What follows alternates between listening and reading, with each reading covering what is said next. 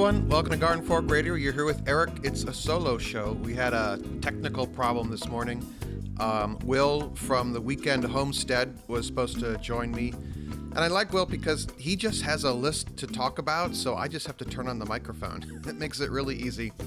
Will be back. I don't know what was going on with the internet, but Skype, we use Skype and a piece of software called Call Recorder to record the Skype call. If you want to do that, if you want to do a podcast, that's really easy. Just get Skype and then it's like $25 for Call Recorder, and then buy a nice microphone. I'll link in the show notes to the microphone we have. I think they're like $30. But anyway, Will be back. You can check out his YouTube channel. It's called The Weekend Homestead. And he is renovating a house would they call it up north? He's in Minneapolis, and his weekend cabin is about 2.5 hours away, I think, in Wisconsin. So maybe he is going up east a bit. Anyway, really good guy, lots of interesting information, and he's kind of a make it work kind of guy, which was what I like. They're doing quite a renovation to, I think it looks like a contemporary ranch home, but they're basically taking out almost all the interior walls and using some what are called lam beams, laminated lumber beams instead of like a steel I-beam to support those open spaces. But I'm very intrigued by that, and he just makes stuff happen. So sorry about that, Will. He'll be back soon. So what's been going on in my world? I am putting in a wall in my house that had been removed by a previous owner, and I'm not quite sure why they took it out, because in place of the wall, they put this giant wardrobe to divide the space into two rooms. And I'm like, okay, well, why'd you take the wall out? But the issue being it is a load-bearing wall. And when we first moved in, I threw some 4x4s in just to take the weight. And so we're good on that. And now I am getting ready to frame it out and trying to figure out what kind of door to put on, because I'm trying to eliminate the space that doors take up when they're not being used. So when they're open, they kind of swing out, and there's like a 3-foot arc there. And I'm not saying I want to put junk there, because I'm actually not into putting junk everywhere. So I was thinking about either a pocket door or a sliding door with that. I think it's very popular now, but that kind of barn hinge. It's not a hinge, actually. It's a barn hardware. It makes it a rolling door, so it just rolls easier than trying to hang a door. And I got a free door from my neighbor. It is a French door. It's the kind with the little glass panes. I think it has like 12 panes in it. But it's an older door, so it's much taller than your standard, what contemporary standard door, and it's also thicker. I have a couple of these around.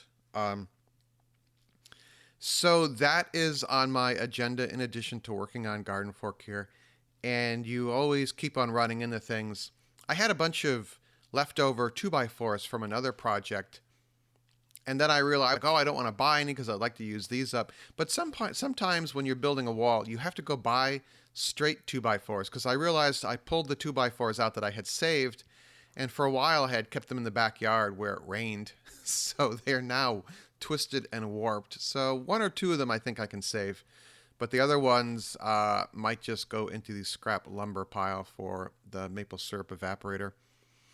And speaking of that, I just got a used, to me, it is a used file cabinet. It is new to me, a new file cabinet to make version, let's call it 3.0 of the maple syrup evaporator. I have actually two file cabinets. A neighbor gave me one. There are two different kinds of file cabinets. There's a letter size and legal size. Legal size pieces of paper are longer, so when you put them in a file drawer, they sit sideways. So a legal size file cabinet is wider than a letter size file cabinet. I'm sure you're very interested in this as you're driving to work.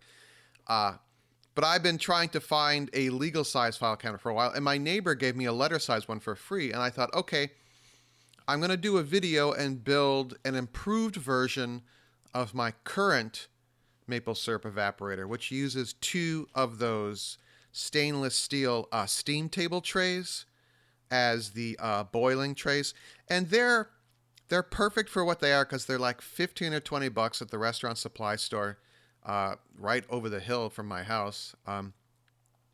And the problem with those is the level of your sap, or at least the way I boil, rises and falls in that tray.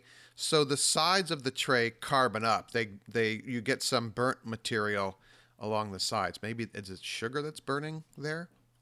Maybe it is. And you have to filter that out when you're pouring your sap, and it just, they kind of float in there, and you scoop it out. But a regular evaporator tray with a float valve would be the next step up. So first I'm going to make another letter size one with some improvements that I've thought about for steam table trays. There's just a couple of, I'll go into it in the video, but I was boiling sap the past 2 years. I thought about different ways to make it better. And a bunch of people have made this evaporator, and I'm really happy about that. So version 3.0 is going to be using the legal size file cabinet, sit on its back, so where the drawers will be facing up. And I'm going to get the local stainless steel fabricators here to make me a evaporator tray, a custom evaporator tray, which I imagine will be a couple $100. But I'm ready to take that step up because I'm going to increase the number of trees I tap. I have a bunch of sugar maples behind my house. Logistically, they're harder to deal with because they all go.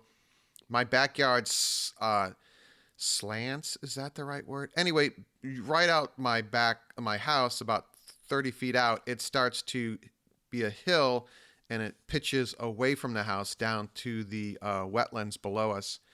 So my thought was to tap those sugar maples into a collection barrel, or several barrels probably, and then pump the sap back up the hill to the evaporator. And I have a sump pump to do that with. So I'm going to run an extension cord all the way down to the collection barrel, and then I'll put a sump pump in there and pump the sap back up. So that'll be interesting. But that being said, since I want to increase my capacity, I thought I would upgrade the tray. So I spoke with my friend Bill, where our honeybees are. He has the Maple Knoll Farm. He has the Real Sugar Shack, which we did a video about. I'll link in the show notes here.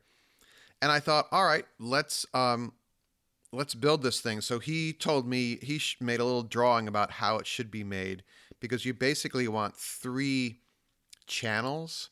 The idea is that the sap will come in unboiled in the upper corner of the tray, and it will travel in kind of a not a loop, like a double S basically in the tray, and then the output will be at the opposite corner with a valve on there, and you'll pour it off.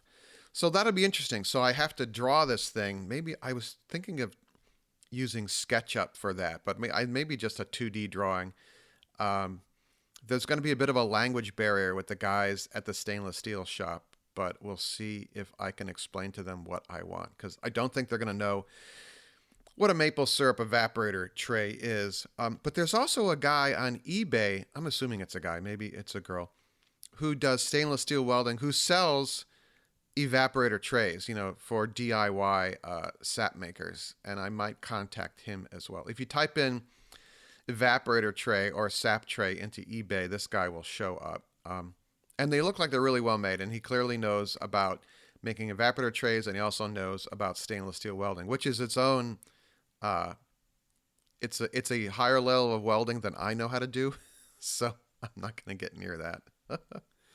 Anyway, there you go. I just talked about 7 minutes about evaporator trays while you were in your car ride. That was very interesting, wasn't it? We have not got any new Garden Fork Radio iTunes reviews. Last one was from Carl in October and Wacomac in October, and I read those last time.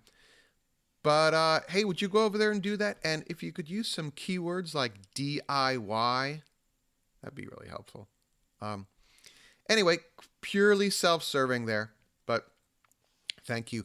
Also, I sent out the tool gift guide to our email list, and if you're not on that, you can sign up. Just send an email to news at gardenfork.tv. That's news at gardenfork.tv. And you'll get an auto response email with a link. Response was really quite good. You know, I'm an Amazon affiliate. That's what helps pay the bills for Garden Fork.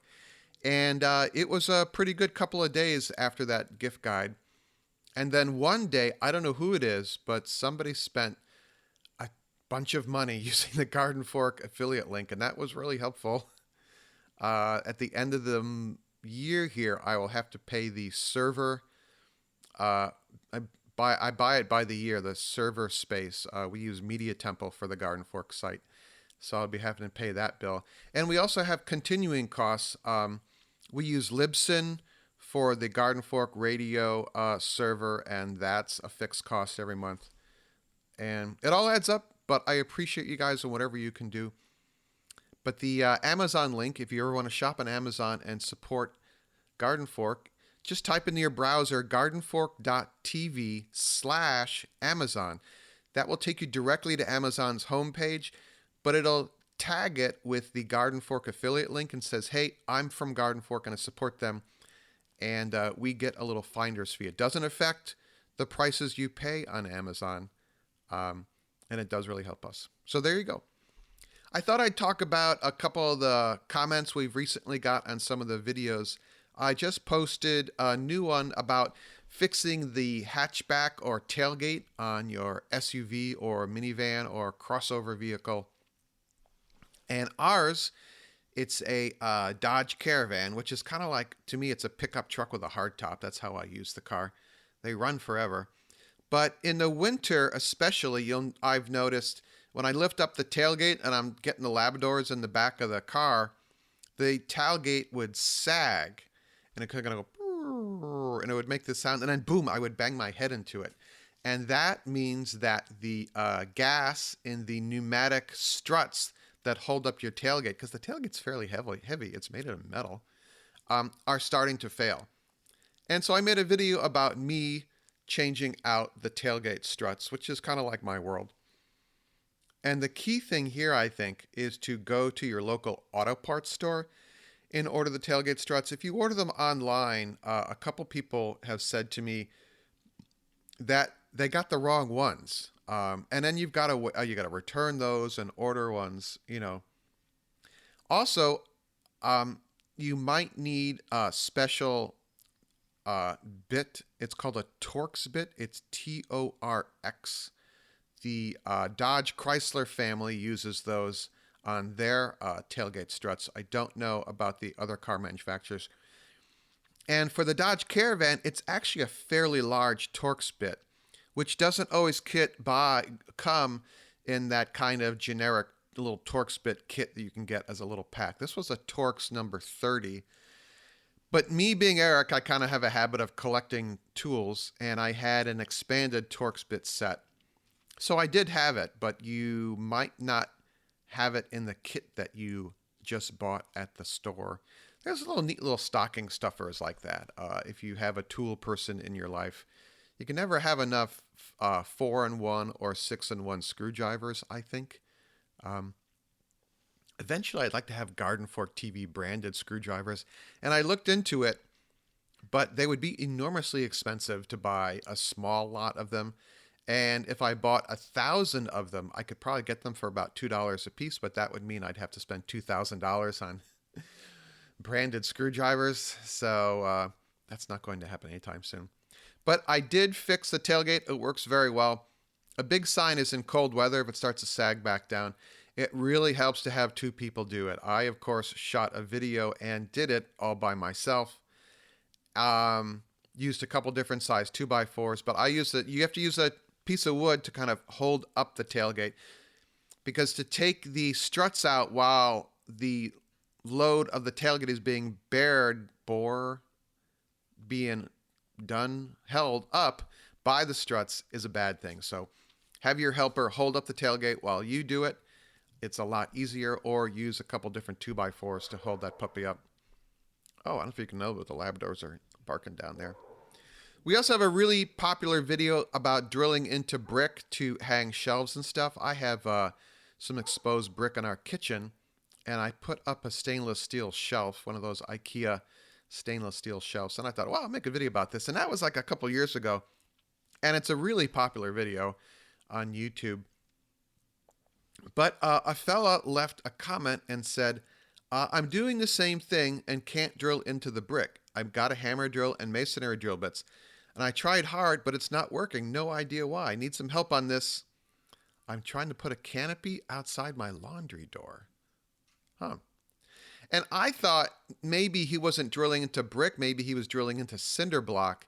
And cinder block usually has 2 or 3 hollow spaces in it. And depending on what kind of wall it is, if it's an interior cinder block wall, this isn't the issue, but it's an exterior one, the centers should probably be filled with cement. So while they're building the wall, they put down the next course of cinder block, and then they flip cement into all the empty spaces. And if they're doing it correctly, they also put a short piece of rebar in that sticks up and will join with the next course and be held in by the next piece of mortar that you flop in to the hollow centers there. And I thought maybe he went partway into the cinder block and then he's hitting rebar. And masonry bits do not like hitting metal. So if you kind of go maybe 3/4 of an inch into cinder block and all of a sudden it doesn't go any farther, you've hit a piece of rebar and you need to move over probably a 1/2 inch either way and then try and drill the hole again. The issue there is then you have a 3/4 inch hole in your masonry. You might be able to fill that up. Good luck with that. But anyway, the hammer drill is the way to go. If you have a regular corded drill and masonry bit, it'll take forever. You can burn out your drill and you can burn out the drill bit. And hammer drills are not that expensive these days, and you are be glad that you bought it. I have a Skill hammer drill, and it just died recently, but I think it just needs new brushes. So I was going to try and order brushes from it. Of course, I'd like to make a video about that. But there you go. Just my thoughts. Should we course through the comments section here and see what else is going on? Sure, Eric, let's do that. All right, I'll fill some time. A lot of comments on the tailgate one. I agree with buying local. In other words, buying the struts from your local auto parts store. I ordered 2 for my rear window of my Suburban from China, and they were 1/4 inch too long. Yeah. Paul says, thanks, great timing. Mine are failing, and my head hurts from being hit. Yeah, I know what that's like. And someone who goes by the name of Moo Cow said, always a good video, but they aren't hydraulic. They use gas, so they are pneumatic. And because I called them hydraulic struts in the video, and yeah, a pneumatic cylinder uses air, and a hydraulic cylinder usually uses an oil. I don't know if a cylinder uses water. Is it still called hydraulic or not? But you all will tell me this because you're going to email me at radio@gardenfork.tv, right? Of course you are. So again, radio@gardenfork.tv. I'm going to fire up the email and see if my email is even working because the internet wasn't working. Maybe it's some sort of weird DNS thing with Skype. Oh, because the email is all of a sudden working. So Janet sent me an email and had a couple of book suggestions. We're going to be sending out a book gift guide, book gift guide for Christmas. And she says that she likes Erica Strauss's cookbook, Hands-on Home Seasonal Preserving. So we'll take a look at that. The Hands-on Home, a seasonal guide to cooking, preserving, and natural home keeping. Oh, looks like fun. And it's by a woman named Erica Strauss. So anyone named Erica, like my cousin. And she has a blog. Oh, I know this lady. She has a blog called Northwest Edible Life. Huh, neat. Create the DIY home you've always wanted with almost 100 recipes, tips, and inspirational ideas from blogger Erica Strauss of Northwest Edible Life, covering everything from cooking, canning, preserving, to making your own non-toxic home and personal care products. Personal care products, what are those? That's an inside joke. Anyway, this fresh take on modern home keeping will help you make the most of your time, effort, and energy in the kitchen and beyond. Over half the book focuses on kitchen with a wealth of information about how to organize and stock your kitchen to more effortlessly prepare delicious meals. A former professional chef who knows how to build flavor into simple and delicious home-cooked meals, Strauss provides delectable recipes for breakfast, lunch, dinner, and dessert like Choose Your Own Adventure granola, Forager spring green soup, simple crispy chicken with roast lemon pan sauce, and olive oil rosemary cake with lemony glaze. I am very intrigued by olive oil cake. Has anybody made this? Have you? radio@gardenfork.tv. I'd be very curious about that. I've had something called honey cake, which is a Middle Eastern cake. There's a couple falafel places near me that have it, and it almost tastes like cornmeal and oil mixed together. But it has a honey flavoring. So I'm wondering if that is related to olive oil cake or not. Maybe we could get Erica Strauss on the show. Does anyone know her? I guess I could just send an email and ask. The worst they can say is no. That's my theory in life, and also my theory in sending out emails to people. As evidenced by most of the guest hosts on Garden Fork Radio, if you just email me at radio@gardenfork.tv with some topic ideas, maybe we can work something out. You could be a guest on the show. That's always fun. All right, so talking away here. Couple other things going on. I just got the Instapot electric pressure cooker, and I've made 2 different things in it, and they went really well. I can't say, yeah, go buy it just yet, but I'm leaning toward that. It was, I made some short ribs over the weekend, and sometimes with the stovetop pressure cooker, I overcook the short ribs.